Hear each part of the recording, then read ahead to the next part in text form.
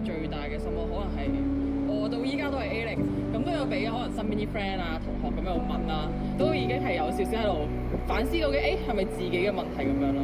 係咯。有啊，特別係見到啲天微咁勁，自己打4年，但係都唔係正選，所以我都唔知啊，好大壓力都。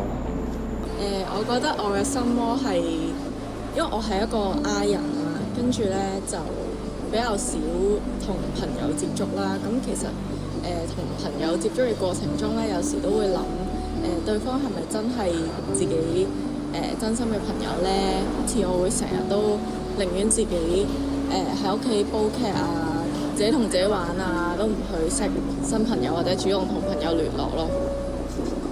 我嘅最大心魔應該就係我嘅家庭關係啩。我父母真係好早都離異咗，我同我媽相處嘅時候咧，大家總會有摩擦咯。應付唔到，都係冇啊，抌低一邊咯，繼續即係都係覺得好難頂咯，接受唔到，但係解決唔到啊。就咁由得佢咯，都冇得話點嘅其實。冇㗎，咪繼續自己一個咯。我多數都唔理佢咯，唔想面對呢件事嘅時候，所以我就會識得無視咯。新 design 哦。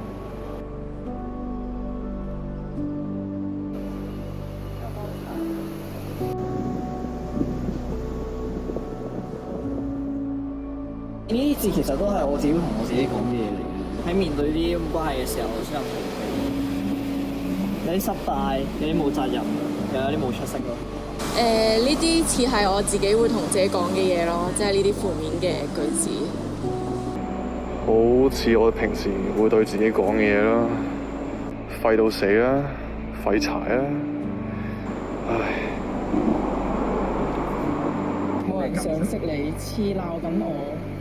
冇人想識我，似講緊我咯，即係同我覺得有 A0 單身，我覺得都有少少 related， 少少中槍咁樣，似平時心入面講嘅嘢。